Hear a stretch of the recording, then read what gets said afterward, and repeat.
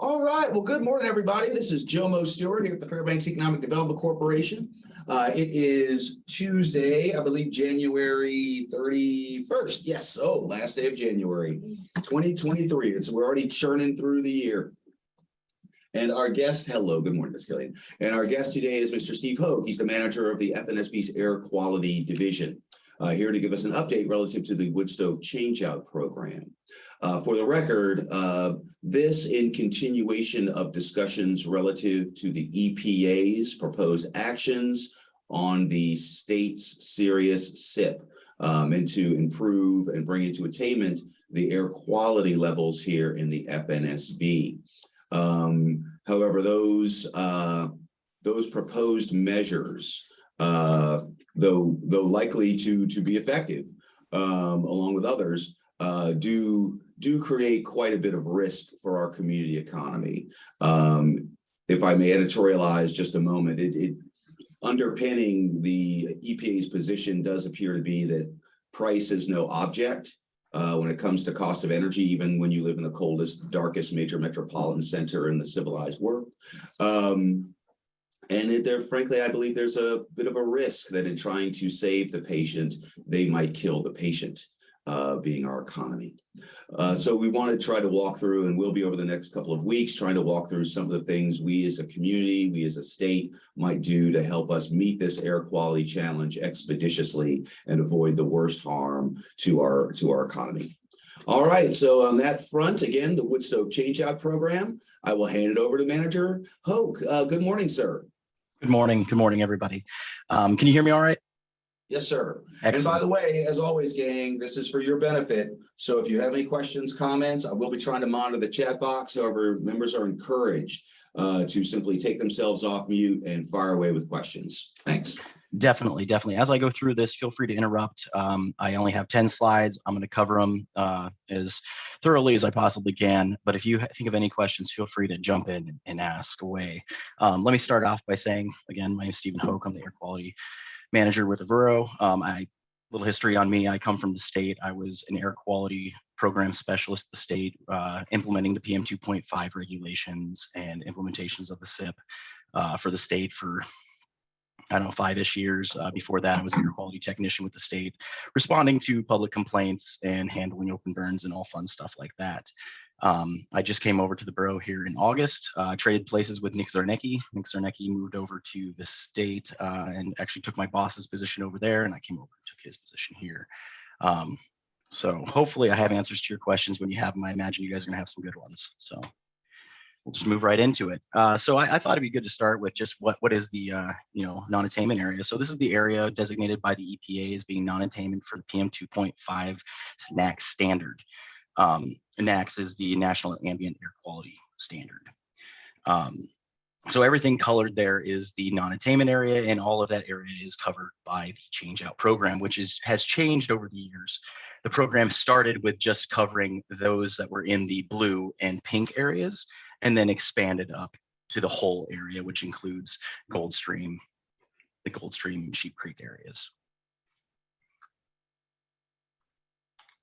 Actually, if I could interrupt, I'm not quite sure that's true. It started as the larger area, and then the assembly adopted the smaller area to focus on. And then that may be in the original rendition, I think, is actually the whole borough in like 2010. But after we got designated as a non-attainment area, a serious or a moderate non-attainment area, then it shrunk down to address the more monitored areas or the worse areas that had a monitor that was proving they're worse. And then we re-expanded it to the whole non-attainment area, I think. And I'm going to venture a guess, it's a 2017, 18, somewhere in there. Good comment, though. Thank you. We may come back to that slide. All right, please. Yeah, just let me know. All right, so I also thought it'd be good to show you the different program options. And this is something that I think a lot of people don't realize about the program, is that although it's the change-out program, there are a lot of like micro programs smashed within there. And as we advertise to the public, it's one program, right? Somebody comes in, you turn in one application, and we run with that. And really, it's the staff here in the office that figures out what applies and what doesn't, as far as where you fit in. So, we have local funds going into the oil to gas program. We just got a state legislative grant that I'm working on getting appropriated. That'll be oil to gas, all the different tags. And here you can see the different areas where they apply. I mean, they have different eligibilities as far as, you know, what you can go to, from whether you're going for a solid fuel burning device to gas, or, you know, emergency power backup. And so, you know, it's really nuanced as far as where the funds come from. And that kind of goes into, I'm going to get in here, you know, into some financial stuff here in a minute, talking about spend down rates. And it really gets complicated as far as how you meet your work plan requirements for spending when you're pulling from several different pots, and some of them overlap. You'll see that the you know, the 2017-18 tag and the 2018-2020 tag have the exact same requirements. And so, you know, the spend down rates on those have to be very closely monitored to ensure we're making the right call. Luke? You say tag, that's targeted airshed grant, Yes, and that's federal money. that is federal money. All right, but really, again, from a consumer standpoint, your staff are the experts, so that the consumer, the client, doesn't have to be. Yeah, they're not even worried about it. It's not a part of the application. It has nothing to do with on the front end. You don't see any of that. This is all done by air quality staff, and one of the many reasons that it gets quite complicated for staff and why things might take a little lower. And you'll see, I have a pretty good chart coming up that'll show the different variables that go into like output of the program and good stuff like that. Okay, Mayor Hopkins, you had your hand up for a moment. Did your question get asked?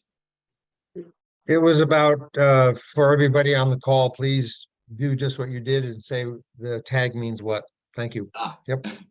Okay, thank you, sir. Sorry, it's one of those things, you know, you deal with these acronyms all day, and then you just say them. So please It's stop okay. me. We talk to military guys a lot too. That's the real fun. All right, we'll jump Thanks, forward Mr. there, and we can come back to that if that slide if you want. So here I thought I'd cover a little program funding. So since the start of the program in 2010, the Change-Out program has accepted a little over $32 million in funding, and that's from federal, local, and state, and a little bit from a SEP. Of that, 14.5 million has been spent, and then leaving 17.4, almost 5 million left in funding right now, and that's spread out between the targeted airshed grants and the local money. And then there's some state money in there that's actually encompassed within the local money at the moment, because of the way that it's not appropriated yet. So it'll pop up once we do that. What were those SEP? Oh, It's small. okay. So I'm gonna explain what it is without telling you what the acronym is. So Okay. it's a state enforcement action in which a company or entity provides money to a plan in order to recoup or pay for whatever damages or violations they may have caused. So if they were to get an NOV from the state, they can agree to a SEP to say provide money to a local solar power plant or something, you know, something, you know, in order to recoup, you know, pay off like a penalty in a way. I don't remember exactly what it stands for. Oh, it's okay. Yeah. All right, and I see local oil to gas as a remaining balance. Again, those are the locally appropriated funds. I remember actually testifying in support at the assembly of one of those appropriations. Yeah, so actually the local oil to gas is right now, we have about 30, enough for 30 more change outs under that program. This number here on where you see the Q4 2022 here, this big blue chunk here, actually a good portion of this 1.2 million is actually the state legislative grant that was granted for oil to gas is encompassed within that. Okay, thank you. Yeah.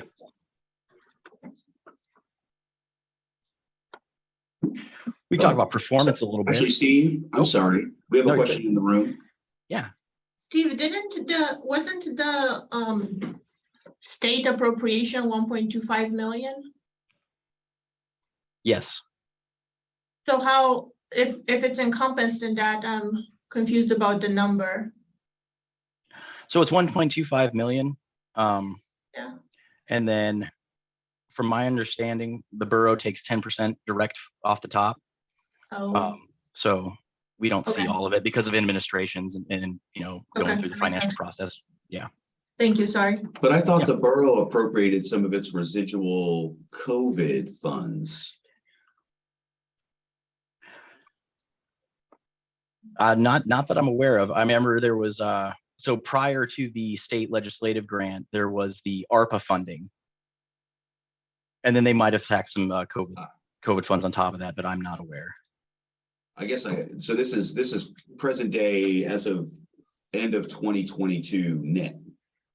Again, Yes. what is in account and can be utilized. Correct. Okay, then that's fine. So again, so 1.23 currently about 1.230 million available for say this coming build season as we stand now.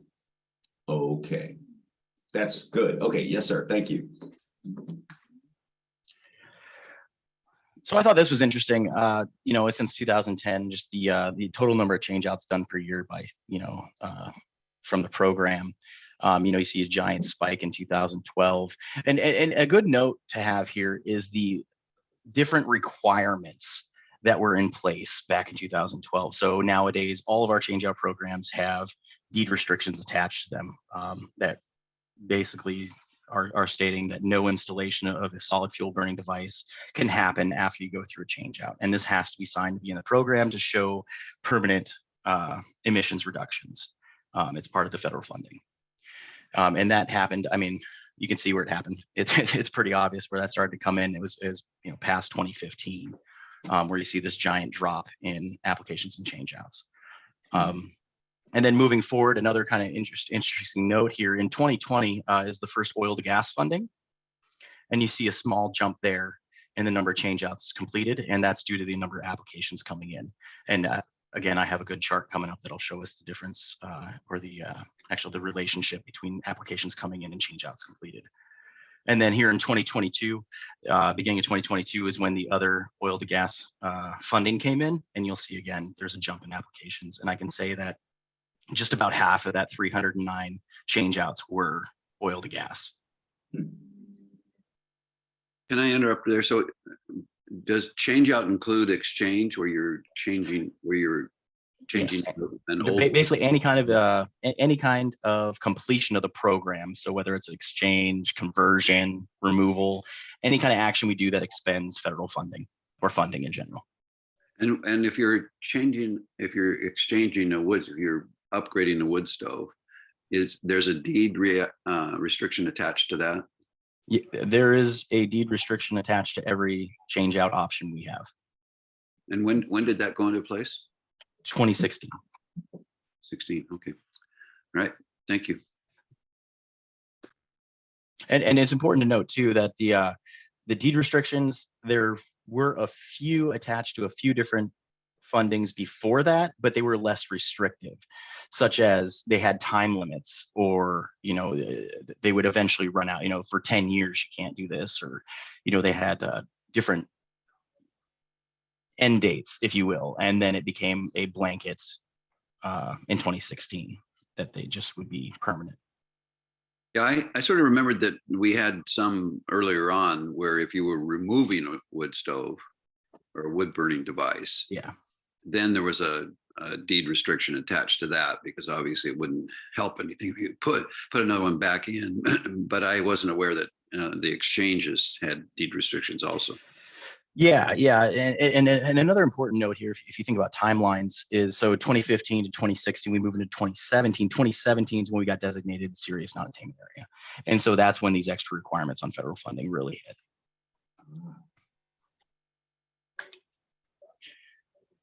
So here's a little graphic showing the, kind of the different types of exchanges we've done or change outs we've done, everything from, changing out solid fuel burning devices, going to oil, gas, electric, emergency backup, straight up removing, repairing, and then the total number of change outs for the program since 2010.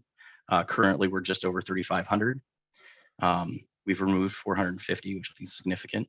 But I think the big one here, when you're looking at this, is the number of gas for the short amount of time that we've been going to gas. There's 840 change outs that have went to gas in this time. And I think that's a significant, it's a significant number when you're looking at the totals, for sure.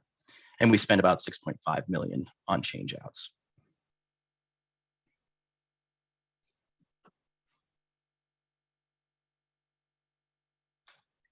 Hey, Steve. Oh, yeah. Yeah, this is Jim Matherly. What was the total number again you said since the beginning of all this? You said 3,500 change outs total? 3,576 is the exact number, yes. Just out of curiosity, what do you do with all the old ones when you change them out and take them out? So as a requirement of the federal funding, the devices have to be destroyed, made inoperable, and no profit can be made from them. So they have to be disposed of in a way that just gets rid of them. Okay. You may have touched that earlier. I joined a few minutes late. I apologize, but thank you for that. No, Jim, I actually had not. That's a really good question. Thank you. All right, thank you.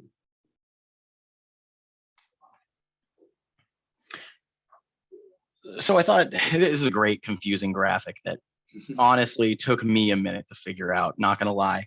So we got, here's a nice waterfall chart on top where it's showing the difference between where we are with our federal spending of the federal funds versus where we should be. So, and the only reason this guy is important right now is to show what really COVID in 2020 did to the program.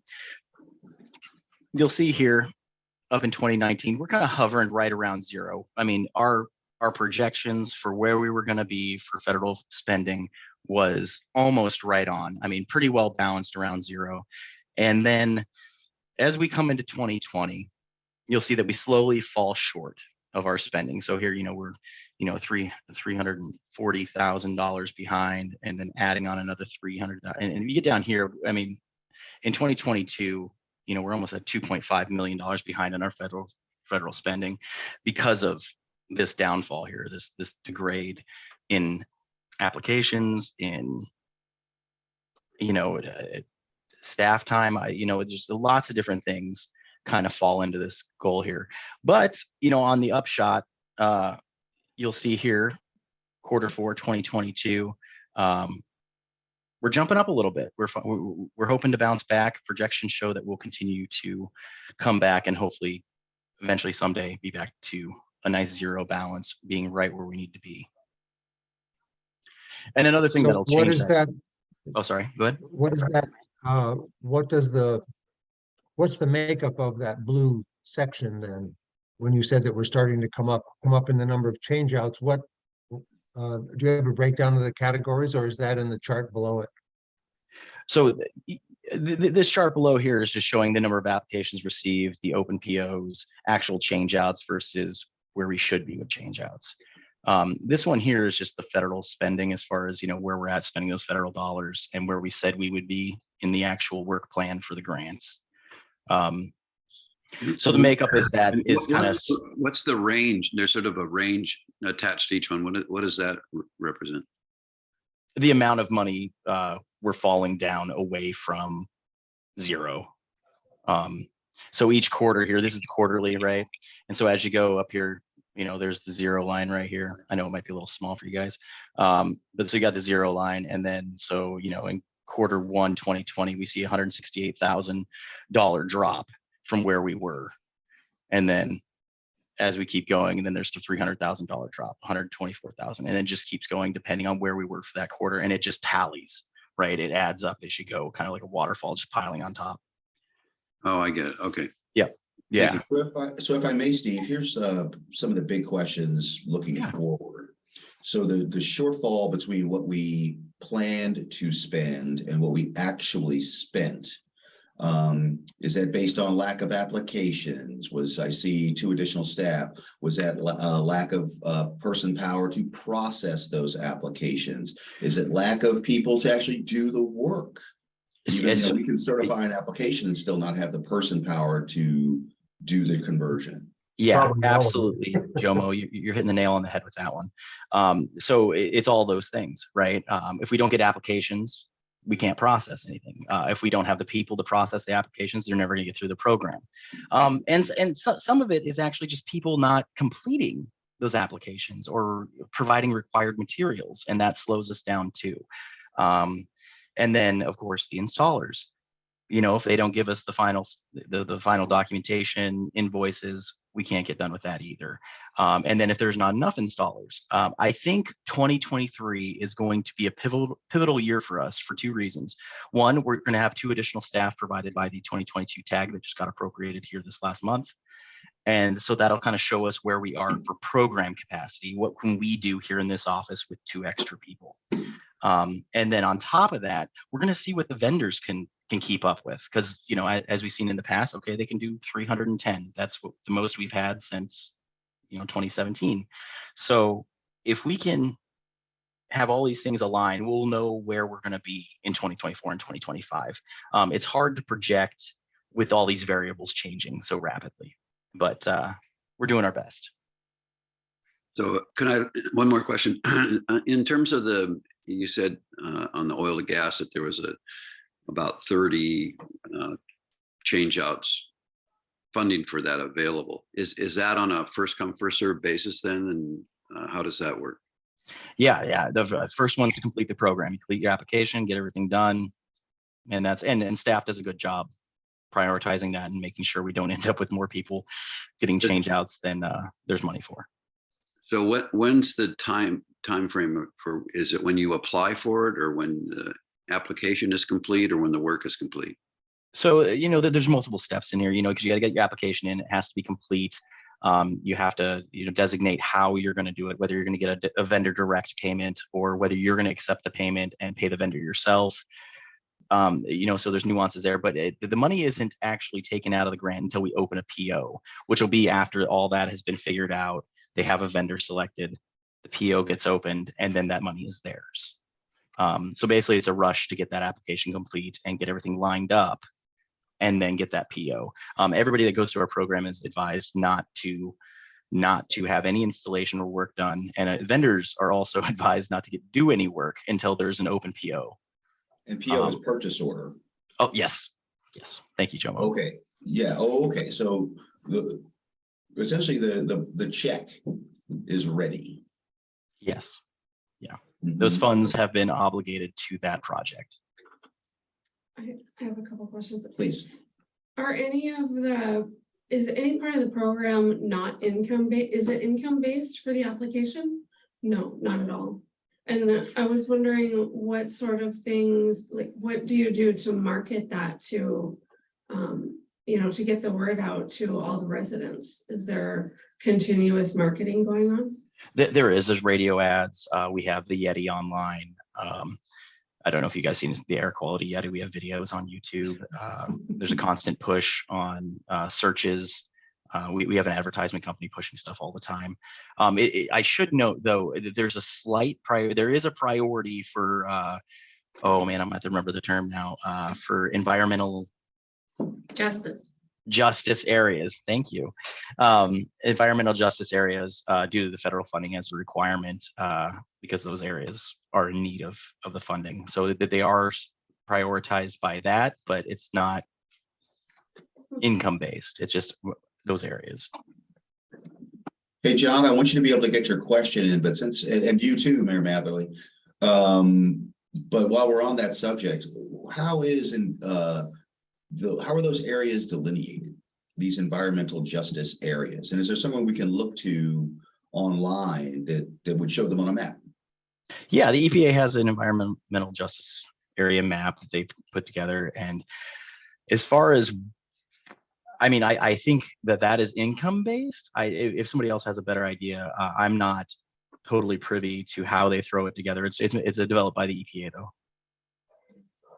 If I may Please. It is income based, but it also looks at things such as, it has a higher population of infants and elderly. It has a higher population of language minorities, of ethnic minorities. So when you look at it, really most of the non-attainment area is also environmental justice area, with maybe the exception of some areas in the Gulf Stream non-attainment area, as Steve presented on that. So right now it's not acting as any kind of an inhibitor. I wouldn't think so. Not at all. Not at all. It's just a requirement of the funding. And so we do have to look at that. I have not seen anybody get, waitlisted in my time here or anything, or heard anything about it. So I think it's just a, requirement of the funding. It has to be checked. And then we move forward with the process. Now we know Jomo, there was one question back in the chat from Mike Music early on. He was wondering about, in terms of the change-out programs that are available, have you considered adding heat pumps to the list? It's a great question. Get it all the time. Heat pumps are actually already considered on the list because of they're just considered electric. And we have had a few heat pumps come through. Oh, okay. No, I forgot my question. Please, Jim. Oh, sorry, thank you.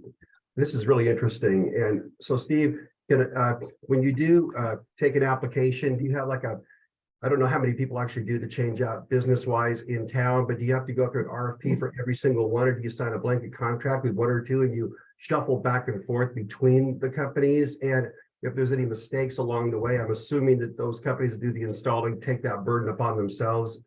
Would be, my thought. Is that the case? I mean, because I don't know how many businesses actually swap these out. So if I apply for my house, do you have 2 to 3 to choose from? Are you bound by that because you're a public entity, or how does that work? So I think I understand what you're asking, Mayor Matherly, but so basically it's done by property. So if you're doing the installer. Who chooses the installer? Oh, so there's a Borough certified installer list. They have to be able to accept federal funds, so they can't be on the federal blacklist for accepting federal funding. But from that list, I mean, whoever you want to use, depending on their qualifications. And so the homeowner can choose that name, or does the borough choose that name? Okay, the homeowner can go to that and choose from that list. That is correct. Oh, okay. So you don't have to go 1, 2, 3 down the pike and make sure everybody gets one that they do, like when you choose an appraiser. No, it's it's a homeowner preference on that. The borough doesn't.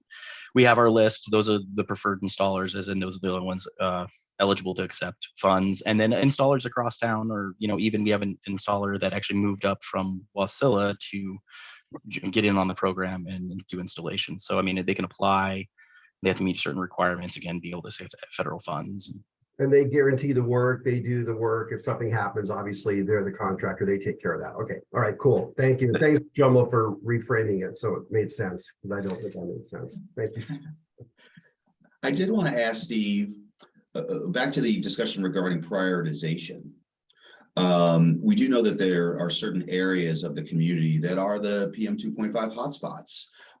Do we have any kind of prioritization to get at those areas? And not at this point.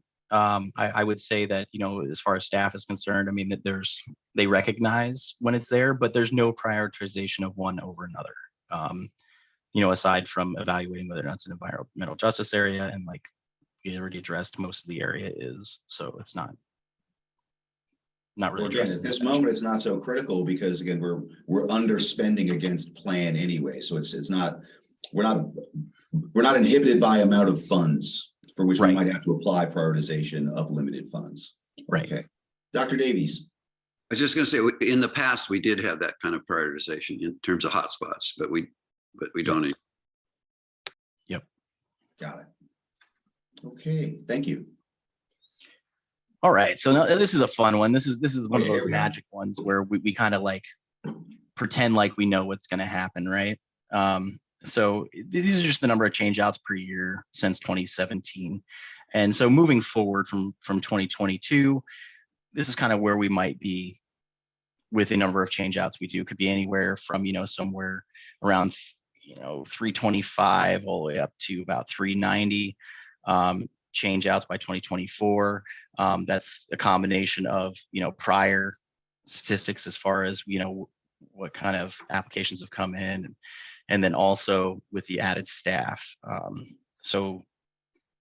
And I think this is a low number. We'll know more after 2023 when we have that staff added and are moving forward with that.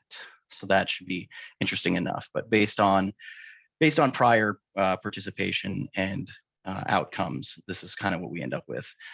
So those reimbursements, and then this kind of goes into spending a little bit more here too, is those reimbursements range from anywhere from $500 to $14,000 per change out. The amount we can do, like we talked about a minute ago, is based on program and vendor capacity. The way it's looking now, will be fully funded well past 2026. We'll most likely need to request extensions for the 2019-20 and 2021 and 2022 targeted airshed grants. And then I just make a note here that with this full-time positions, this is subject to variability.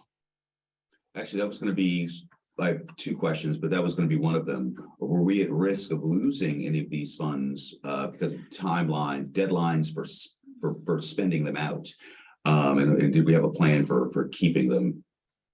Yeah, so that's a great question. And I kind of addressed it, but I can go a little further. That of course, the federal government could always retract federal funding. I mean, that is a power that they have. It's, we didn't meet the timeline. However, it's a lot of work. We have seen in the past that it's not something that they're really wanting to do, because then they'd have to go back through and prioritize and figure out who the next runner-up was for that funding and then redisperse it. We've never seen it happen. We've had extensions on prior federal funding, so it's not a real concern. And we think it's doable. Okay. And the amount of, we're expecting the amount of funding being spent to increase. Another thing that I guess I didn't really touch on too is with inflation being the way it has been, the cost of installations has gone up, which also increases the amount of federal funding and the speed at which we burn through that funding. Got it. All right. And are we going to do a little bit of a deeper dive as to say that what you can get $500 for versus what you can get $14,000 for? So I did not prepare that for this presentation, but I can touch on it a little bit. $500 is a straight removal of a wood stove. $14,000, you're looking at a hydronic heater being changed out for something else. And so it's all dependent on what you're going from and what you're going to. There's kind of a scale there depending on which way you go. There's a lot of variables in there. But at the very base level, the borough will pay you. So if you'll allow them to, if you'll just get rid of your wood stove, you can actually get a check for that. Yep, absolutely.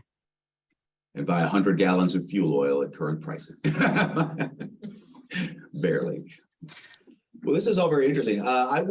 This is very interesting and informative, which is just what I was hoping for. I would take this moment to just open it up to the floor. Are there questions at this point in the room? Okay. Thank you, sir. Please proceed. Now here's the same chart, same graph for applications received, just kind of showing you how variable it's been. I mean, you can see the difference between 2021 and 2022. Again, I will point out that in 2022 and in 2020, the two spikes you see here, that is when oil to gas was available. And it has been a major driver in applications coming in, and thus the amount of change outs that were able to be completed. What was the number of those change outs per year that you've seen? So it was about, in 2022, by the end of Q4, we had done about 309, 310 change outs, and half of those were oil to gas. So 150 change outs or something like that? Roughly, yes.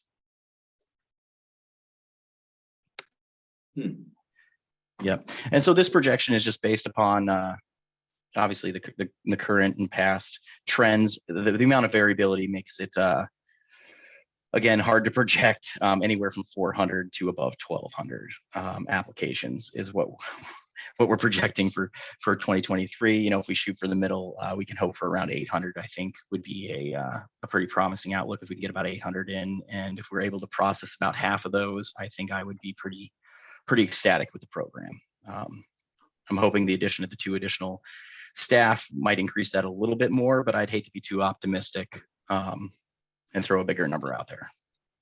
Hey, And again, when Steve, you say process, it's less about staff capacity to actually move through all complete and ready applications. It's again, it seems like a lot of this hinges on the consumer doing all the things that they need to do to have a viable application.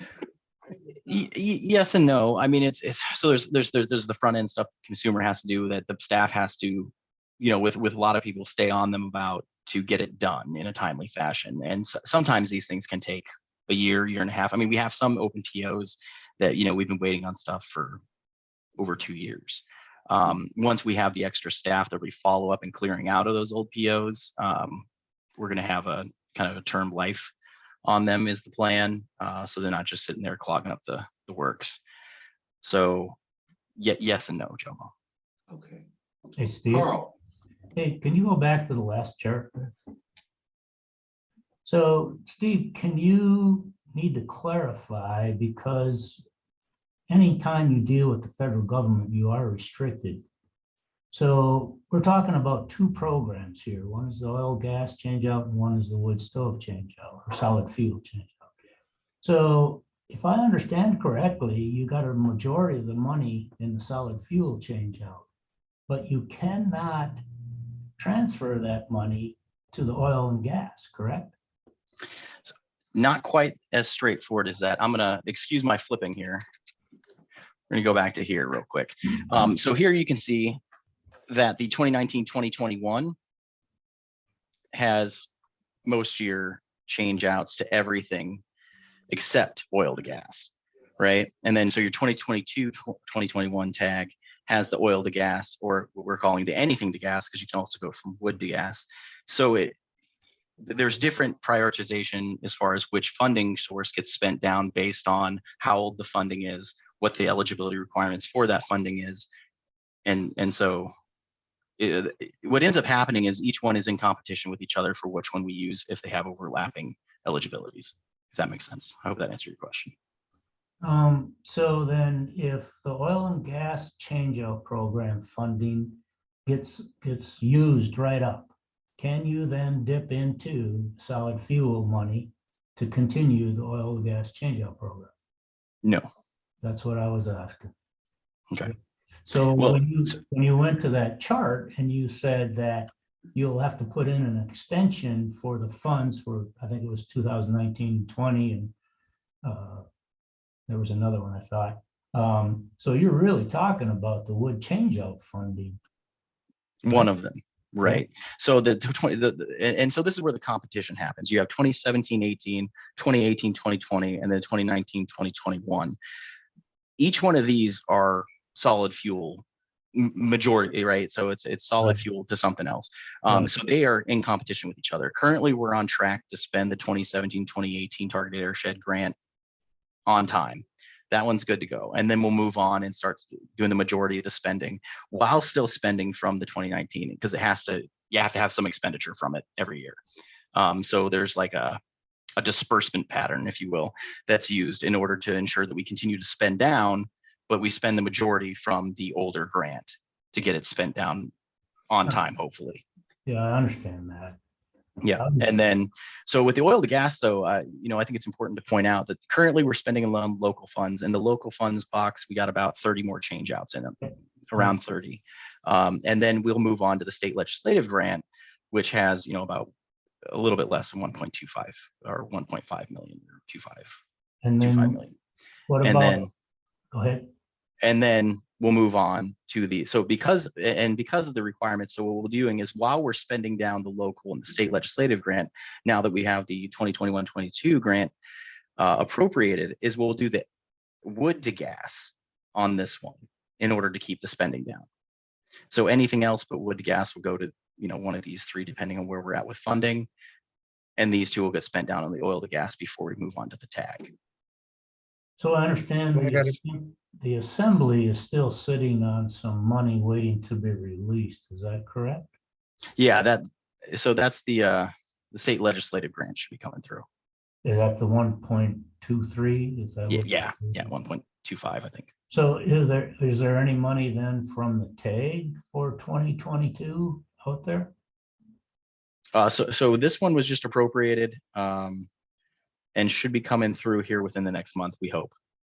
And how much is that? Excellent question.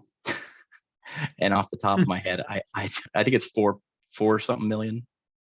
So then the 4-something million, that's for both wood and Anything to gas. anything to gas. Oh, wow. Oh, thank you. And Elena said 3.2. That she's probably right. So we're looking there at a possibility of $4 million. Or 3, apparently. Oh, okay. Thanks, Steve. Yeah, no problem.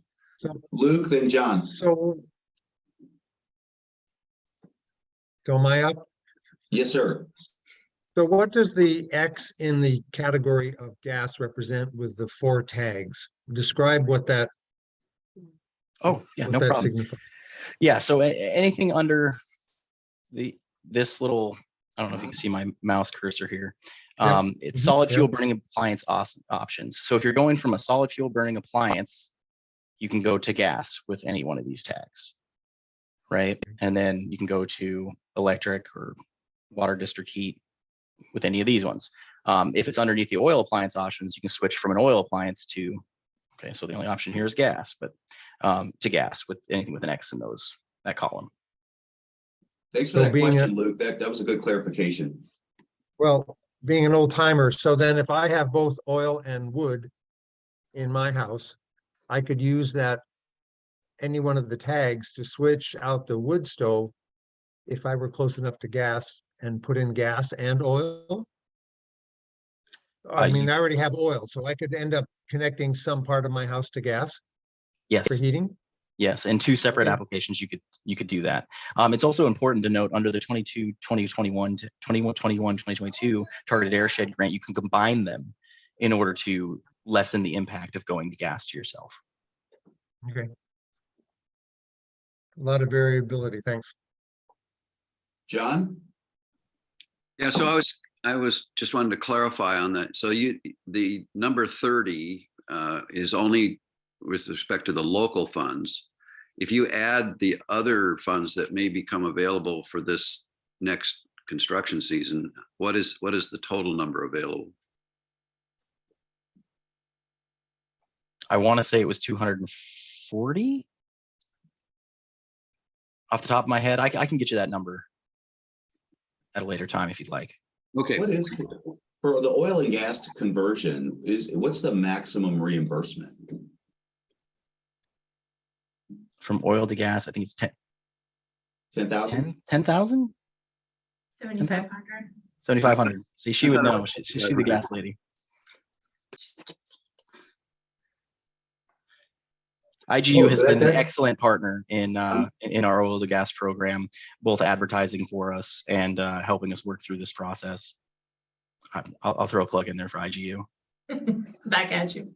Absolutely. That was going to be one of my questions, but again, I just did the quick math on 1.23 million divided by 7,500, and that's coming up to 164. 64. Okay. It could be. So, but that's the maximum. If they go from a oil fired boiler to a gas fired boiler, they can also do a conversion, and I think it's a little bit less if they go for 4,500. 25. 25. So see if you were just converting the blower on a fairly recent boiler. Yeah, the burner The kit. burner change out. Okay. Yep.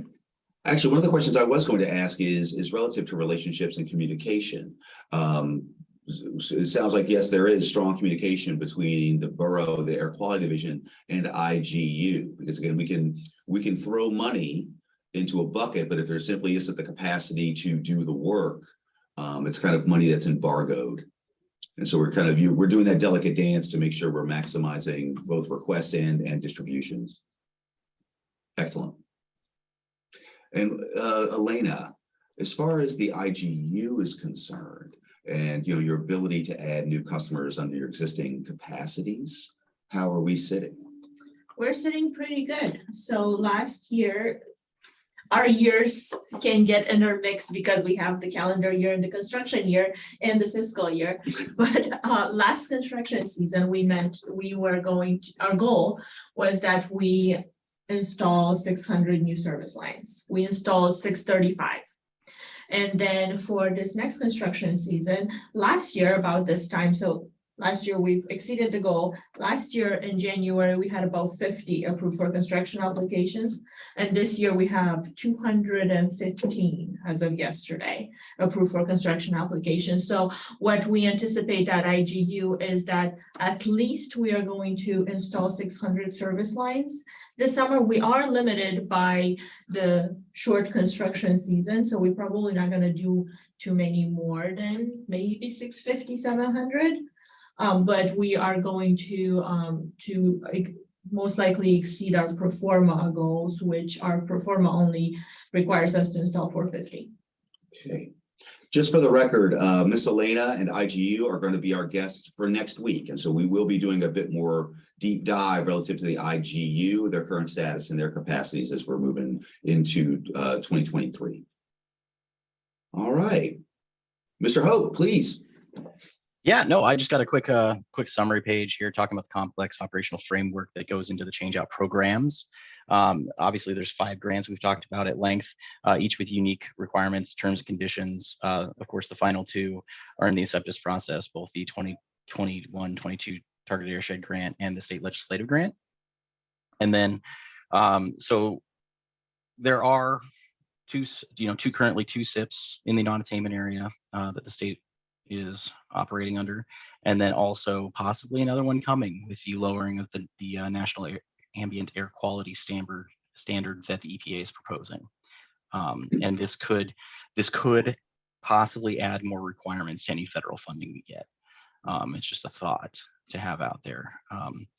Of course, we operate within compliance of all DEC regulations under 18 AAC 50.077, both registration, appliance requirements, and certification review. Any solid fuel burning device that we have installed through the program has to be an ADEC, so Alaska Department of Environmental Conservation approved device and on their approved list. And then, of course, we have to be in compliance with the federal NSPS, which is the National New Source Performance Standards. I have a reminder in the chat that actually Elena will be at the chamber luncheon this afternoon as well.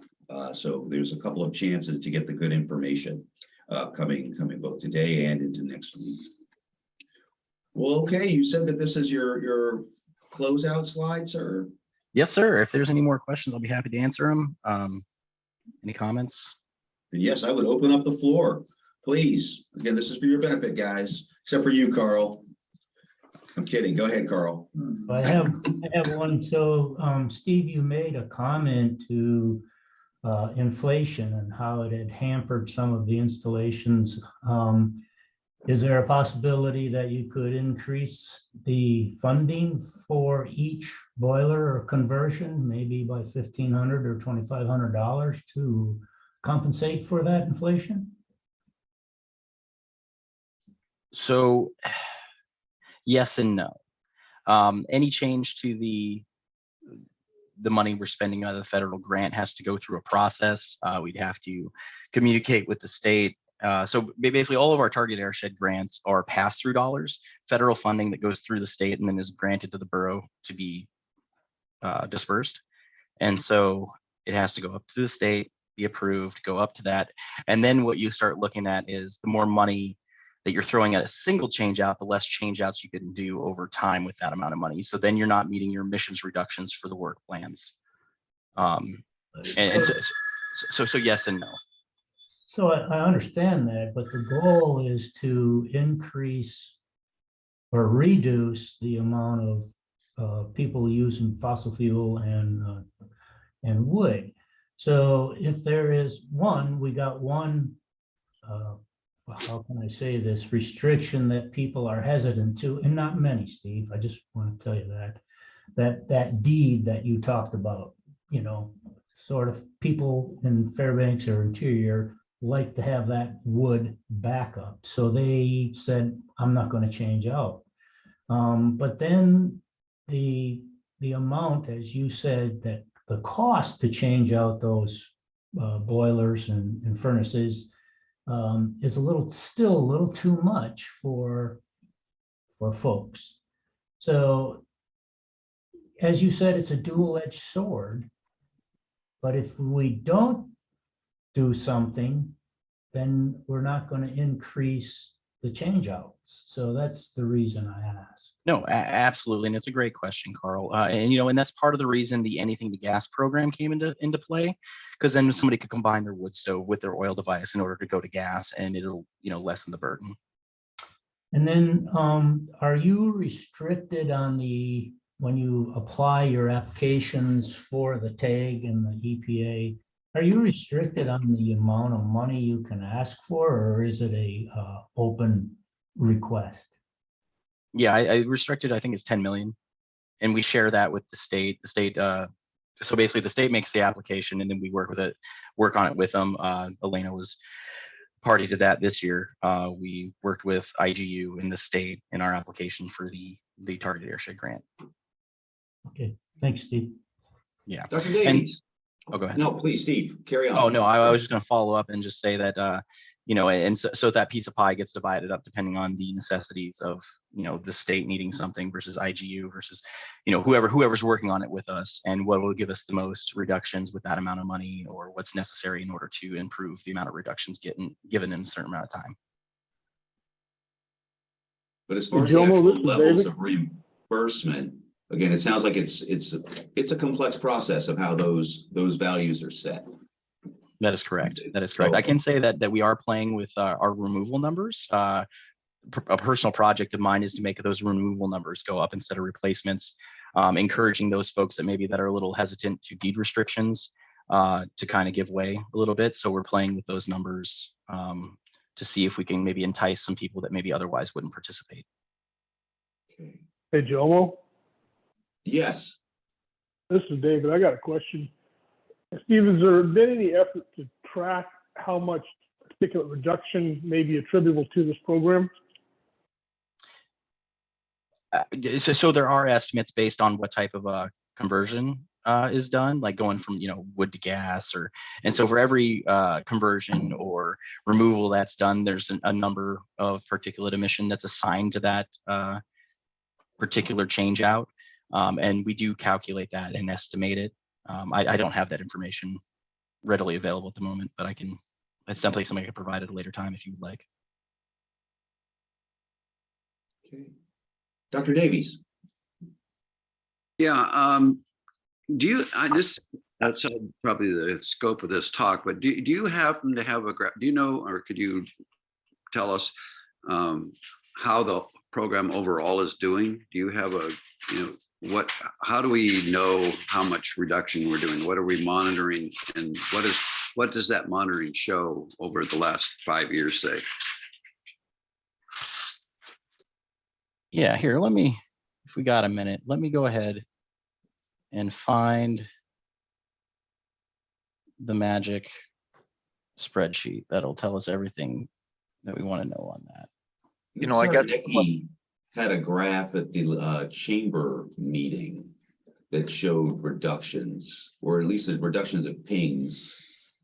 It looked like, at least on the current standard, it looked like the main monitors in Fairbanks and core North Pole, downtown North Pole, were just dancing on the attainment line. However, the Hearst Road monitor was still quite elevated. It was reduced, and considerably reduced, but it was still outside of attainment.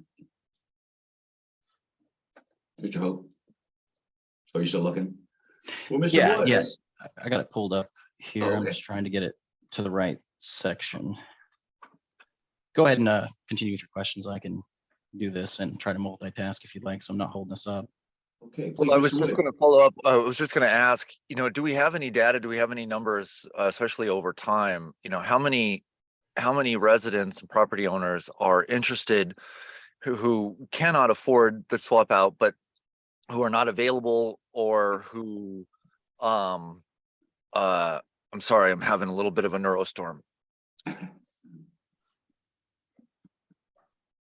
Are you kind of looking for means of giving even more assistance to those who might need even more assistance to make switches?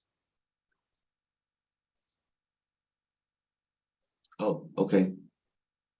So Mike, that, you say, oh, I was just going to address the part of the question I heard there. So there is no further incentive for low income than there is for not, or somebody in further need. I mean, you know, there's of course of the generosity of staff time to assist people that need help filling applications, or, you know, working with people to do what we can.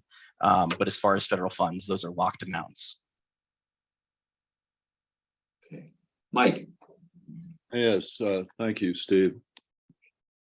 We've spent about $15 million trying to improve the air quality in our community. And it looks like we got about 17 million left.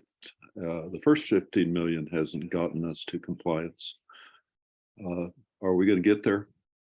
Well, are we on a track that we're actually going to come into compliance?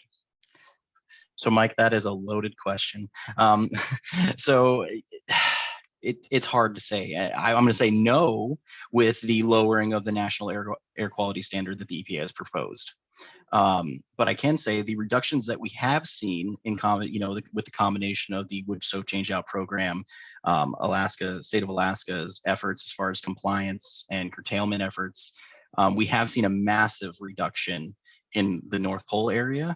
You know, going from, you know, upward of, you know, 150 micrograms per cubic meter down to, you know, a third of that, you know, 60, 50 micrograms per cubic meter. So, I mean, we have reduced the amount of particulate significantly, but it's just not at the level, because it needs to be down to 35, right? I mean, 35 micrograms per cubic meter is where the federal standard sits now. They're talking about dropping it down to 25. The Fairbanks monitor is currently floating right around that 35. I mean, they are near attainment, like, just, you know, sometimes we're a little above, sometimes we're a little below, just hovering right there. If they drop it down to 25, which those comments, they're accepting comments on that proposed action, and I would encourage everybody on this call to make comments against it. It's hard to hit a target when it's constantly moving. I would just say that. Okay. And then I'm gonna throw this out there because we just talked about it. So PM 2.5 reductions, as far as, you know, tons per year, what we've done, we're looking at 0.05, 0.06 tons per year is what we've reduced. And I want to caveat this with the fact that these numbers are based off the EPA's certification data for stove emissions. So any wood stove we changed out that this calculation does uses the EPA's certification data, which I then want to say is at best unreliable. So I would say we've probably done quite a bit more than that, considering every certification that we looked at in our process when I was with the state was significantly higher than what they stated it was. And then as far as SO2, which is precursor to PM 2.5, you're looking at 102 tons per year. Oh, reduced. Wow. Okay. Dr. Davies.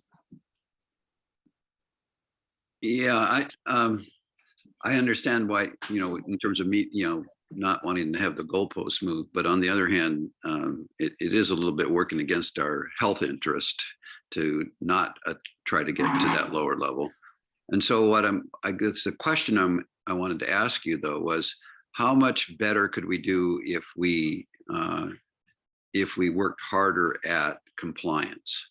Because as I understood it from a previous conversation, our compliance numbers are kind of a bag that are in there. We just put in 50% because that was the maximum that EPA would allow us to claim. And so what if we actually had a compliance program where when there was an inversion in the appropriate weather conditions, we just actually people complied and shut down? It seems to me that that's the lowest hanging fruit in terms of really achieving better air. Oh, and I completely agree. Mr. Davies. It's what we need. It's something I've discussed with the state when I was with the state, and now that I'm with the borough, that I've discussed at length. Having a overly funded compliance and enforcement program in order to ensure compliance with those regulations. And there's nothing that would work better, right? I mean, there'd be a few large properties that you probably have a hard time gaining compliance with, but I think in general, that is the route we need to take. However, I will say on your first comment that the issue we run into with not fighting against this lower NAC standard is the addition of an extra SIP, which means extra requirements. Extra requirements mean, and as Jomo alluded to earlier, the EPA is under the impression that money is no object. The more expensive we make other fuels, such as oil, which is the most, at the moment, the most accessible heating fuel, the more expensive it's going to be to heat your home. And it's going to drive people to other options. And a lot of people are under the impression that the most affordable option is solid fuel. And I think that's going to cause issue. Yeah, totally. I mean, I get that change out mentality. I mean, and the other thing that I think somebody mentioned earlier too, is the issue for a lot of people, including myself, of wanting to have a backup. I mean, I won't have a home up. I have a wood stove that's actually running right now. It's nice. I wouldn't have a house here without a serious backup. I mean, what that could be a generator system. That would be one option. But the most, in my mind, the most reliable thing is a pile of wood out in my backyard. Oh, absolutely. So, a little about myself, just to throw it out. I've been in Alaska my entire life. I've lived in North Pole and Fairbanks for 38 years. I've had a wood stove in every house that I have owned until recently. I actually removed the wood stove from my current home. I do have a generator though. But yeah, the dependence on, fossil fuels, and, it's a stickler for a lot of people. And I understand that with the rolling power outages that we see, the inconsistency. I mean, who wouldn't want to have that safety in their home? I mean, that's a given. I think we're just at a point where we need to start looking at the other options, and we need to force both the manufacturers of these stoves and the EPA to test them and make them robust and to have an actual measurement for what they're emitting into the air. I can give you an anecdote. I mean, when I switched to the Sirocco 30, which was at that time rated EPA less than a gram per hour, I cut my wood consumption by a third.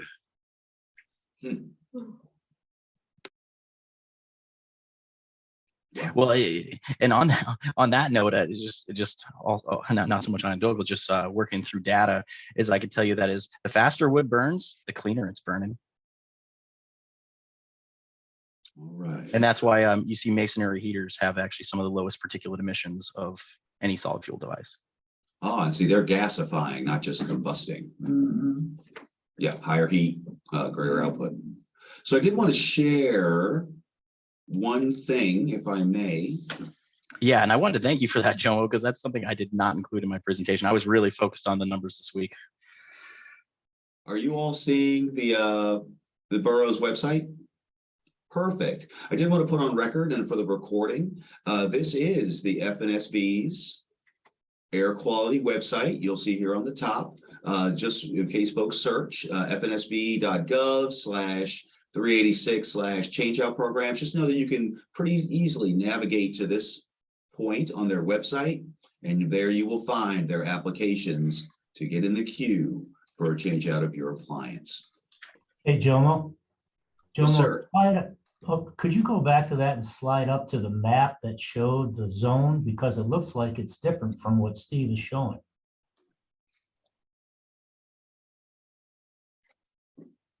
No, it just doesn't have coloration on the Gold Stream portion. Oh, okay. Oh, actually, I'm sorry. I guess I didn't share. There you go. Here you go, Carl. Yeah, it just doesn't have coloration in the Gold Stream portion. Oh, I see it. Okay, thanks. Okay. Well, all right, everybody. This has been a great presentation. Thank you so much. Just as a final note, so relative to the oil to gas conversion program, just comparing the numbers between how many installs Elena said that they got through on the 2022 season and the number that were actually supported by the change-out program, it doesn't look like, at least at this moment, that it is the change-out funds are not the most major driver of those conversions. Because I think you said 150 supported by the borough, but 600 completed.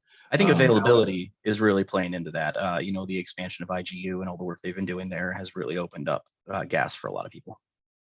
All right, but yeah, for the record, homeowners should know, residents should know that there is support from the FNSB to assist in conversion to cleaner sources of heat. And so thank you very much. I'm hoping we get a nice robust response. Yeah, absolutely. And let me just thank you, Jomo, for having me, and Elena for supporting me with some numbers there. Always appreciated. And you know, the great questions from the group. Nothing makes a good presentation like good questions. That's for sure. Thanks a lot, Steve. Appreciate it. Actually, before we leave, we do have Mr. Burgraff. Mr. Burgraff. One of the points I'd like to bring up, and I'm glad that John Davies brought up the point of having an alternative source of energy. We, in recent years, and especially with climate change, are facing some real problems ahead of us.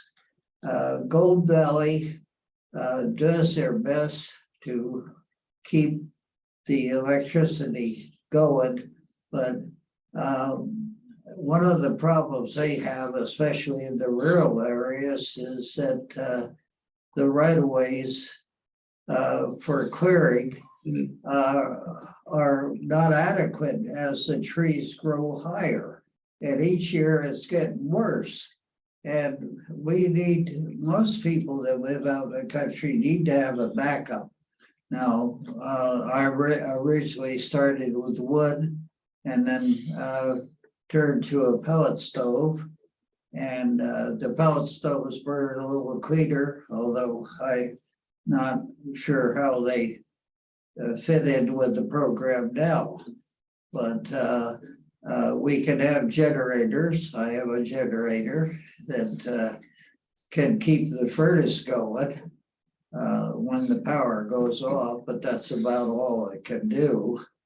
And so, you know, we have some very unique problems up here.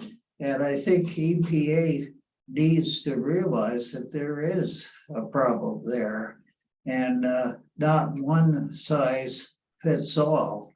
So I think that's something that has to be taken into consideration. We all want clean air, but what is more important to have clean air, no people being able to live up here, or trying to modify things so that they're usable. When I first came up here back in the '59, I could go in town and smell of wood smoke and coal. You could cut it with practically a knife. And that's changed, but people lived up here, and it may not have been very good for people that have problems with breathing or lung problems. But you know, there's a lot of factors to consider here, and somehow we need to make the federal government realize that, are we going to have people living up here and being productive? Are we going to require everybody to move out and let Mother Nature take care? Well, as I keep saying, to address this issue, I think there's going to be something for everybody to do. And that's from the EPA and our CODEL straight on down to me in my own home, monitoring those air quality alerts and taking the steps I need to take for my fellow citizens and for my economy. Absolutely, Well, absolutely. If I may, gentlemen, just really quick to address this comment a little bit. So the state of Alaska and the borough have been working since the beginning to try to maintain the balance between clean air and having that wood stove as a backup. And while doing so, communicating to the EPA that there is there are factors that are different that makes this area different from all those other SIP areas. And on that note, as far as what, you guys can do, as far as going through it, we talked about a little bit last week with Nick Zarnecki and Jason Bruni, is that, the comment period for the partial proposed disapproval from the EPA of the Sirius SIP is the comment period's open until March 13th. And I highly recommend that you get in there and you put comments such as that in there so that they have to look at it. So it has to be in front of them. And with enough of those comments, that's how change is made. So. All right. Well, again, thanks a million, everybody. Thank you very much, Manager Hoke. We really appreciate your efforts and very much the information. All right, everybody. Well, thank you for joining us for another round of Energy for Alaska Task Force. Please be advised, yes, we are going to meet again next week, next Tuesday, and our guest will be Miss Elena and our team over at IGU with our natural gas utility update. All right, everybody, have a great rest of your day, a great rest of your week, and we will see you next week for the Energy for Alaska Task Force. Thanks, John. Well, thanks, Steve. Good presentation. Thank you.